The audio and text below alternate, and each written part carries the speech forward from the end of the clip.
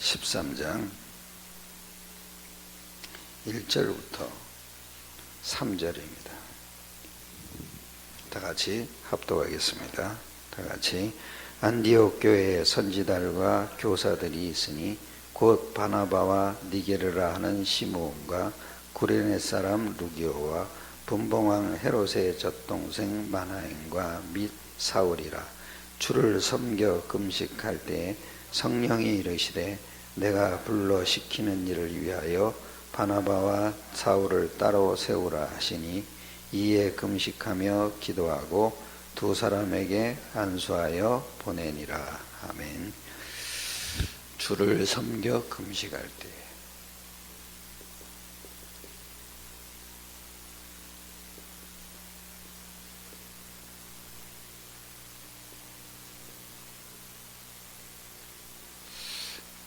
괜히 금식한 게 아니죠. 성령 인도받기 위해서. 성령 인도는 무조건 받는 게 아니죠. 성령이 불러시키는 일을 위해서. 즉 전도에 인도받으려고 금식한 거죠. 근데 이제 우리가 꼭 알아야 될 게 뭐냐면 기도가 뭐냐 이거예요. 대부분 사람들이 자기 소원을 하나님께 말하는 거, 이걸 기도로 알고 있고, 자기 고민거리를 하나님께 말하는 거, 그리고 남에게 못하는 말을 하나님께 말하는 거. 아까 우리 집사람이 무슨 동영상 하나 보여줬어요. 그 목사님인데 아주 대빵 웃기더라고요. 그 뭐냐면 인형 하나 가지고 복화술을 하면서 막 그 얘기하는 건데, 제가 그걸 보다가 내가 옛날에 저랬었구나 하는 걸 느꼈는데, 뭐냐면요, 기도할 수 있는데 왜 염려하냐는 거예요. 근데 그 사람이 말하는 기도는, 그분이 말하는 기도는 뭐냐면 지극히 육신적인 거예요. 그래서 예수 안에 있으면 당당해진대요. 그리고 웃는대요. 예수 밖에 있으면 비겁해진대요. 비굴해지고, 그리고 신경질 낸대요. 우리 이러고 살았잖아요. 그죠? 그러면 예수 안이 뭐고 예수 밖이 뭐냐? 그죠? 웃고 신경질 하는 거. 내가 매일 웃어요. 그러면 누구 안에 있어요? 예수 안에 있는 거죠. 매일 신경질 내. 그럼 내가 누구 밖에 있어요? 다 예수 밖에 있어요, 여러분. 그러니까 내가 보니까 여러분 보세요. 예수 밖에 있건 예수 안에 있건요, 웃고 신경질 나는 거, 예수 안에 있어도 신경질 나요. 예수 밖에 있어도 웃어요. 그죠? 이게 다 뭔지 아세요? 생명만 아니에요. 생명만 아니니까요. 웃음은 뭐예요? 생명이 아닌데. 그죠? 생명 안에서도 고민거리 있어요. 그죠? 그러니까 금식한 거 아니에요. 기도가 뭐죠? 생명 찾아가는 거예요. 그게 기도예요. 웃는 게 기도가 아니에요. 신경질 내는 게 기도가 아니라 무언가 내가 인도를 받아야 돼요. 생명의 인도를 받아야 돼. 왜? 나에게서 나오는 건 다 사망이거든요. 종교가 뭐예요? 나에게서 나오는 거예요. 그죠? 그 유목사님이 쓴 책 있잖아요. 생명 없는 종교에서 뭐요? 벗어나라 그러잖아요. 나에게서 나오는 게 다 종교라니까요. 내가 암만 기도하면 뭐예요? 그게 다 뭐예요? 종교예요. 그러니까 사람들이 자기 소원 암만 가지고 얘기하면 뭐예요? 하나님은 듣지도 않아요. 왜냐? 생명이 없으니까. 어느 날 제가 이리 속에 있다가 예수 안에 있고 예수 밖에 있는 기준을 당당하고 비굴한 걸로 자꾸 아니까 하나님이 나를 그냥 놔두시지 않더라고요. 늘 이 속에만 있어요. 신경질 속에만. 그러다 어느 날 하나님이 이거 기도 아니다. 왜요? 생명이 아니거든. 하나님은 누구의 기도만 받으시냐? 생명이 있는 자의 기도. 하나님은 산 자의 하나님이라 그러잖아요. 그죠? 죽은 자의 하나님이 아니라 그러잖아요. 그게 뭐예요? 하나님 앞에서 산 자가 어디 있고 죽은 자가 어디 있어요? 생명이 있냐 없냐 이거죠. 그럼 생명 아닌 건 뭐예요? 싹 다 창세기 3장 속에 있는 거잖아요. 이거다. 오늘 이분들이요, 주를 섬겨 뭐 할 때요? 금식할 때. 뭐예요? 전도를 한 게 아니더라고요. 생명을 누리는 기도 속에 있었던 거예요. 이게 돼야 돼요. 생명을 누리는 기도 속에 있으니까 이게 탁 된 거예요. 성령이 불러 뭐요? 시키는 일을 하기 시작한 거예요. 이게 성령도 맞는 거잖아요. 그러면 여러분 가장 하나님 앞에 가장 합당한 기도가 뭐겠어요? 하나님이 들으시는 기도가 뭐예요? 생명 찾아가는 기도예요. 내가 생명을 어떻게 인도받을 거냐? 그게 기도라니까요. 근데 나는 생명 아니잖아요. 생명 누리는 기도는 사도행전 1장 1절 이게 생명이에요. 생명 누리는 기도는 사도행전 1장 3절 이게 생명이에요. 생명 누리는 기도는 사도행전 1장 8절 이게 생명이에요. 그죠? 나는 생명 누리는 기도가 뭔지를 몰랐어요. 근데 어느 날부터 제가요, 기도가 바뀌기 시작해요. 다른 기도가 필요 없구나. 예수가 그리스도라고 확신하는 게 기도구나. 이게 딱 오는 거예요. 그죠? 내 생명을 찾아주신 거잖아요. 뭐를요? 나를 저주에서 건져내신 거잖아요. 이게 생명이에요. 우린 자꾸 딴 거 기도해요. 여러분, 진짜 답 나왔습니까? 이것만 생각해도 감사가 나와요. 그죠? 내가 영원한 저주에서 뭐요? 빠져나왔구나. 뭘로요? 그리스도로. 믿습니까? 저는 이게 너무나 감사한 거예요. 그래서 복음을 진짜 누린다. 감사만 나오는 거예요. 감사만. 그런데 여러분 잘 생각해 보세요. 이 예수가 그리스도라는 게 나의 답으로 탁 누려져야 되는 거죠. 나의 쉽게 얘기하면 내가 하는 모든 것 거기에 답이 딱 돼야 되는 거죠. 이게 내가 하는 모든 것들 속에 답이 딱 돼야 되죠. 저는 이게 이제 발견되면서 제가 뭐를 받았냐? 예수가 그리스도라는 건, 이 예수가 그리스도라는 건 내 인생의 답도 되지만은 내 모든 것의 응답이구나. 그러면 보세요. 지금 생명 아닌 것, 예수가 그리스도라는 것밖에 생명이 없잖아요. 그죠? 그러면 뭐예요?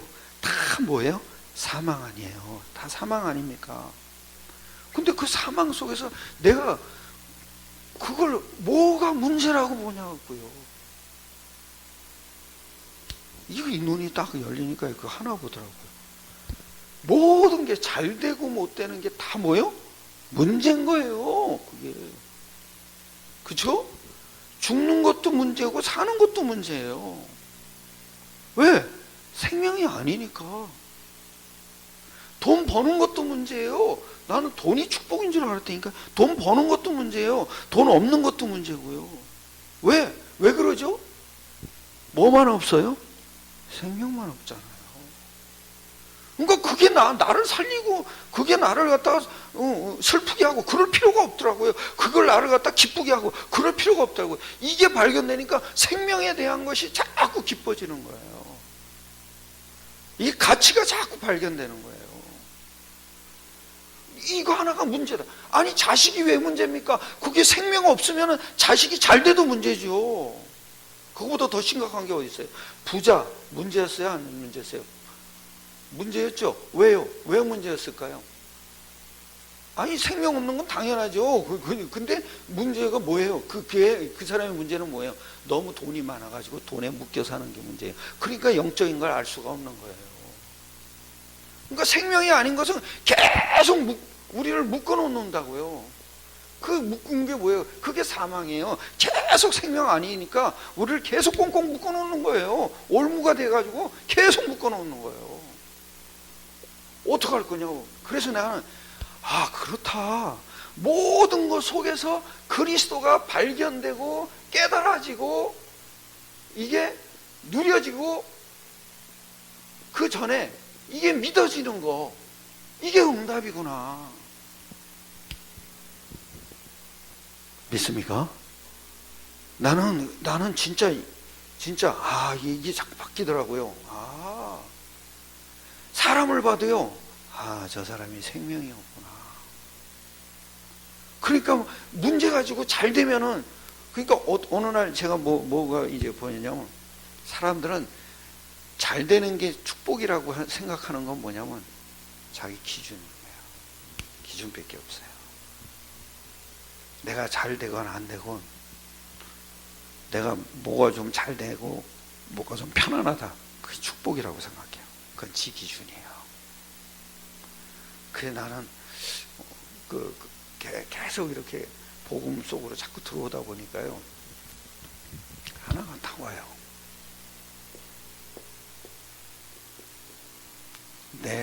나에게 하나님의 나라는 이게 보이는 거예요.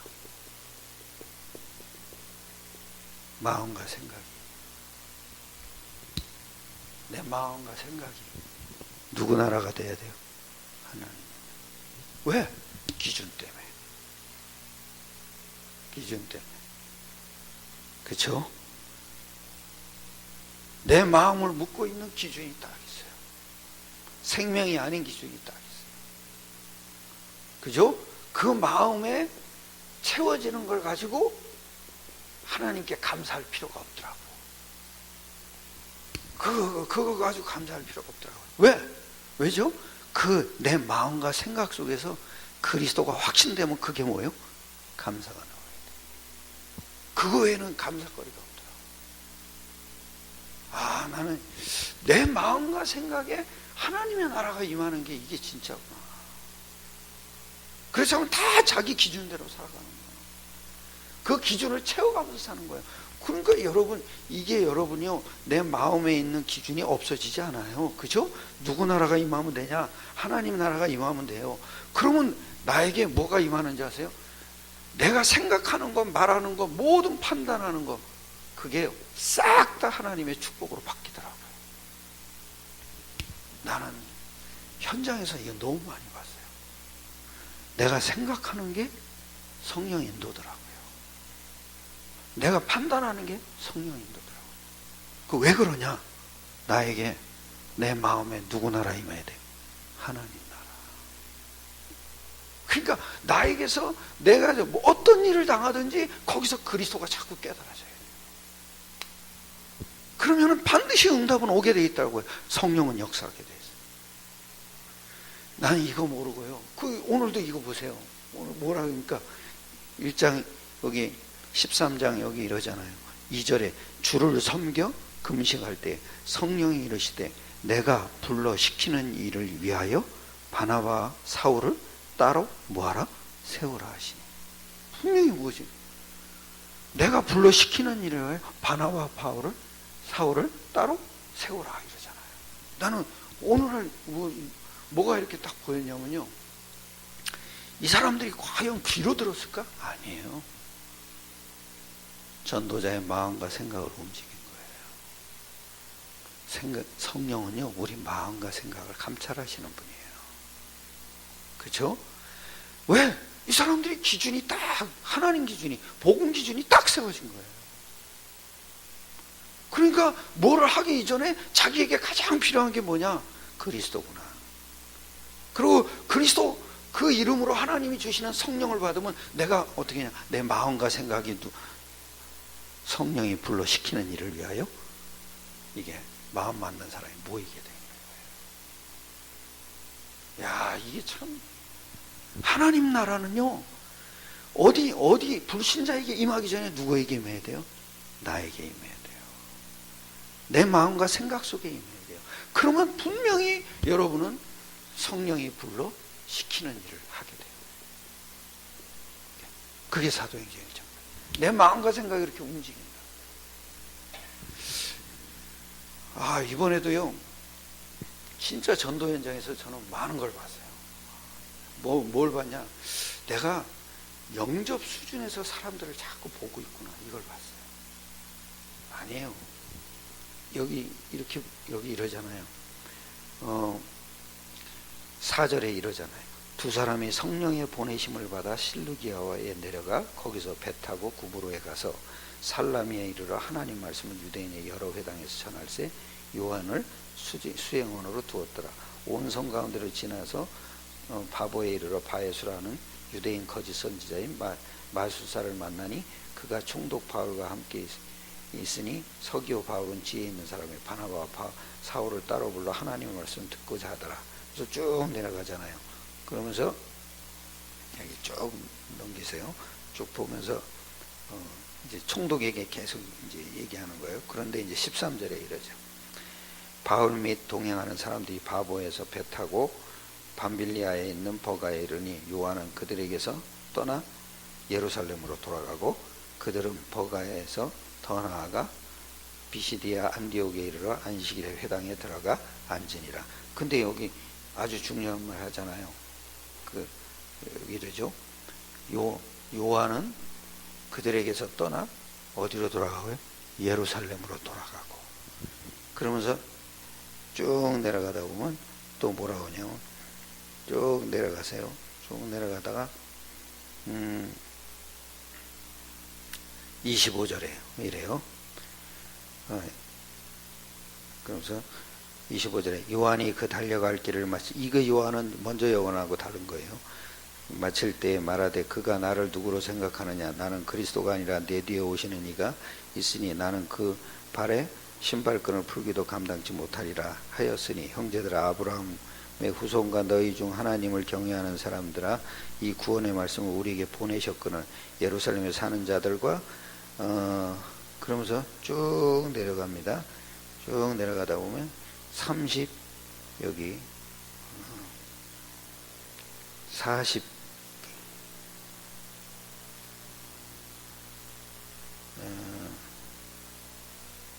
46절 여기 이래요. 보세요. 바울과 바나바가 담대히 말하여 이르되 하나님의 말씀을 마땅히 먼저 너희에게 전할 것이로되 너희가 그것을 버리고 영생을 얻기에 합당하지 않은 자로 자처하기로 우리가 이방인에게로 뭐요? 향하노라. 이 바울이 지금 뭐를 지금 자꾸 찾으려고 메시지를 하느냐. 그죠? 여기 이래죠. 46절에 바울과 바나바가 담대히 말하여 이르되 하나님의 말씀을 마땅히 먼저 너희에게 전할 것이로되 너희가 그것을 버리고 영생을 얻기에 뭐 하지 않아요? 그죠? 영생을 얻기에 합당하지 않은 자로 뭐 했다는 거예요? 그죠? 이 사람은 영생이 없다. 그걸 스스로 뭐 했다는 거예요? 그렇게 여겼다는 거예요.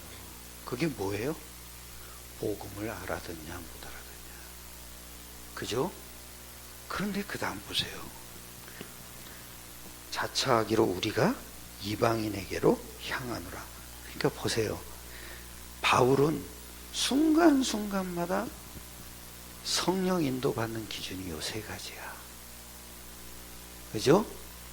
1절, 3절, 8절이 순간순간, 쉽게 얘기하면 마가 다락방의 역사를 순간순간 체험하는 거예요. 이게 바울의 기준이야. 그러면서 여기 또 이래요. 47절에 주께서 이같이 우리에게 명하시는 내가 너를 이방의 빛으로 삼아 너로 땅끝까지 구원하게 하리라 하셨느니라 하니 이방인들이 듣고 기뻐하여 하나님의 말씀을 찬송하며 영생을 주시기로 뭐한 자? 작정된 자는 뭐하더라? 그러니까 스스로 말씀이 못 알아듣도록 자처하는 사람도 있고, 그죠? 하나님이 예비해 놓은 영세전에 예비해 놓은 뭐요? 작정된 자도 있는 거예요. 그런데 잘 보세요.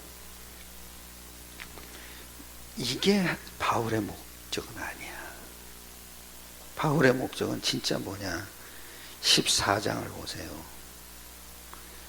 그래서 여기 이럽니다. 8절에 루스드라에 발을 쓰지 못하는 한 사람이 앉아있는데 나면서 걷지 못하게 걸어본 적이 없는지라 바울이 말하는 것을 듣거늘 바울이 주목하여 구원받을 만한 믿음이 그에게 있는 것을 보고 큰 소리로 이르되 네 발로 바로 일어서라 하니 그 사람이 일어나 걷는지라 무리가 바울이 한 일을 보고 루가오니아 방언으로 소리질러 이르되 신들이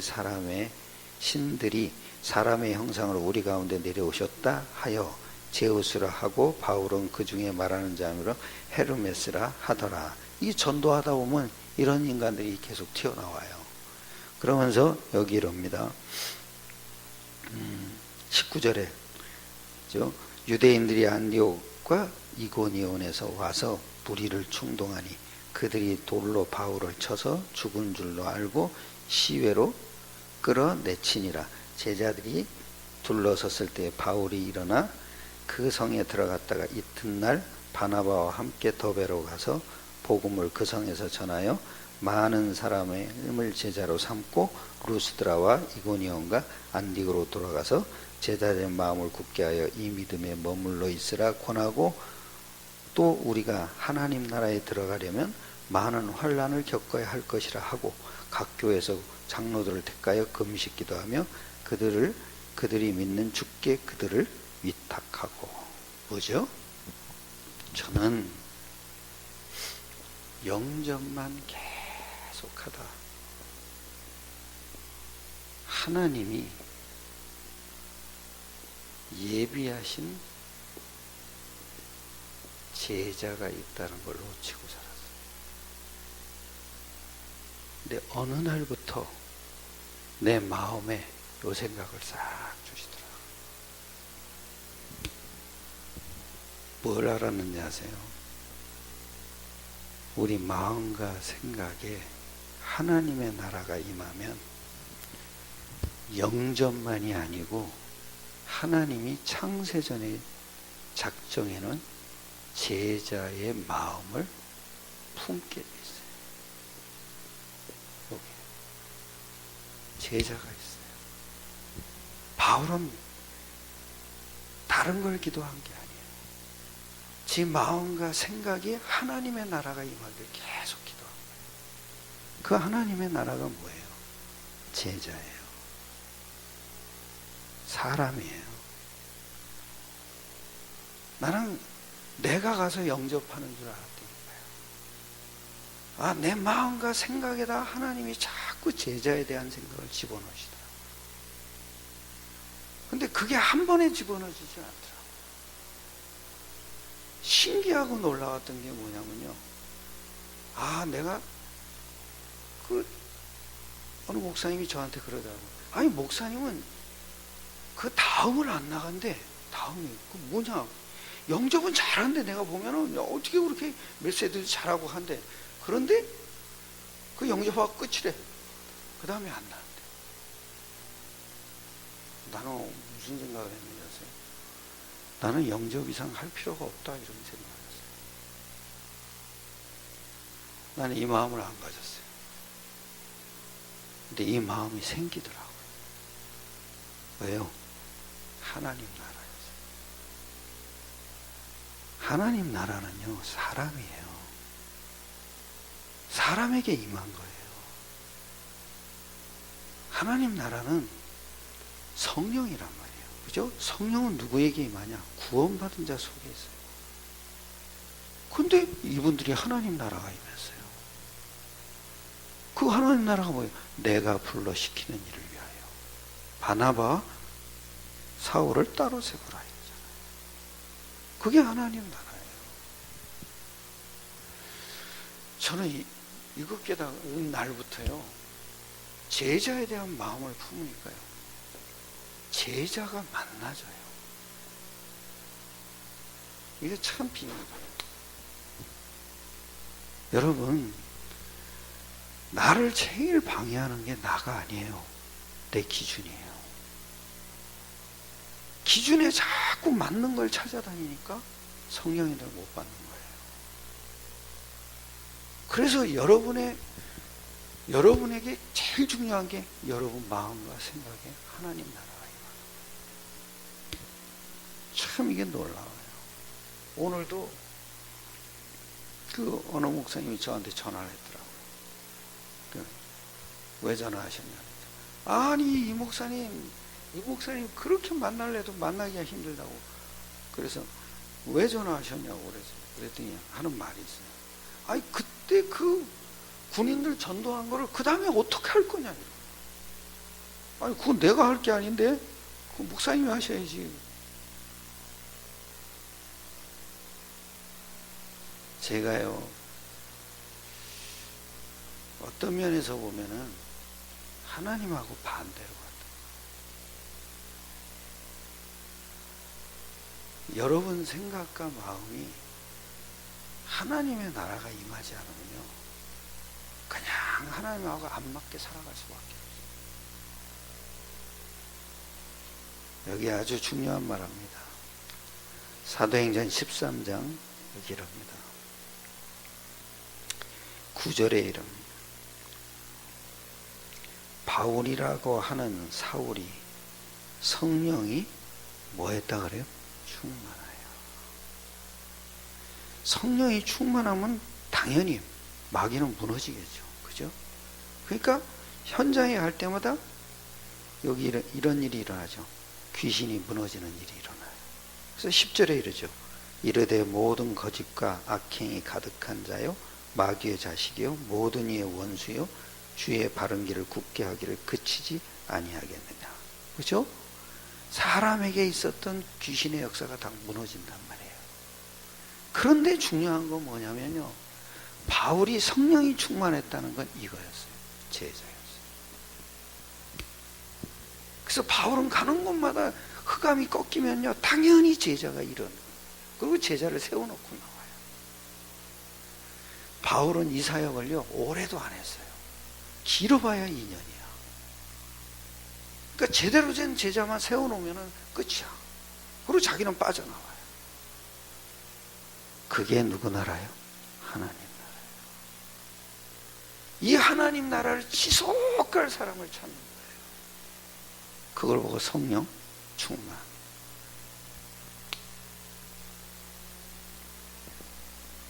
우리가요, 이 속에 있으시면 됩니다.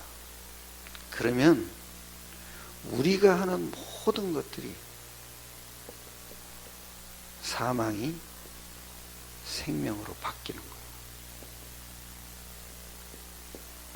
저주가 축복으로 바뀌어요.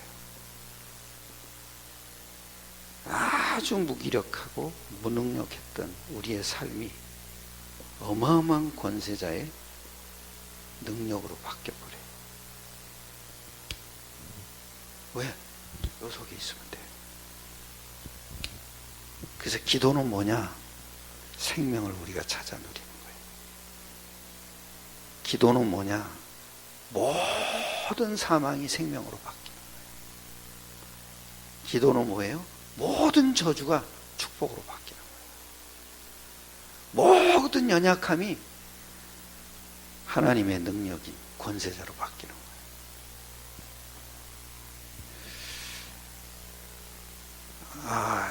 이거 알고 나서는요, 가장 소중한 사람이 이거더라고요, 제자.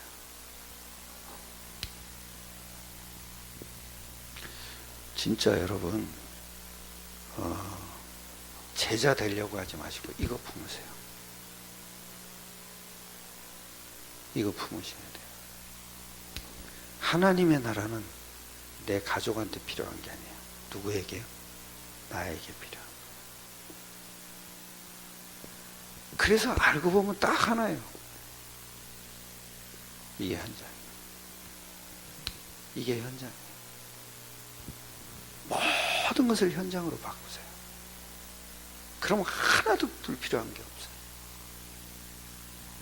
이게 깨달아지니까 모든 것이 하나님이 하시는 일이에요. 그 하나님이 하시는 일이 왜 그런 일을 일으키겠어요? 그리스도 안에 모든 축복을 다 넣는 거예요. 승리하시길 축원합니다. 저는 메시지 이렇게 자꾸 들을 때마다 저는 뭐 어제도 하루 종일 메시지 듣다가 뭐 하나 깨달냐? 복음이었어요. 유 목사님 복음을 이렇게 얘기를 했어요. 근데 맨 나중에 뭐라 그러냐? 직분을 누리는 뭐요? 전도 이러죠. 그 직분이 뭐예요? 복음 가진 직분이잖아요. 나는 그것도 이걸로 봤어요. 직분이 뭐예요? 그리스도 삼직이에요. 이게 있어야 돼요. 기름 부음 받은 거잖아요. 그죠? 중직자 뭘로 세워요? 기름 부음 받았죠. 그죠? 그게 뭐예요? 그리스도 삼직이야. 이 속에 있었구나. 전도를 하지 마시고 응답을 받으시길 축원합니다. 그 응답 받으려면 어떻게 해야 돼요? 생명을 찾아가셔야 돼요. 승리하시기를 축원합니다. 우리 합심하여 기도합시다. 하나님, 나에게 생명 누리는 기도 속에 있게 하옵소서. 그래서 성령께서 불러시키는 일을 우리가 할 수 있도록 주장하여 주시옵소서. 합심하여 기도하겠습니다. 은혜로우신 주님 감사합니다.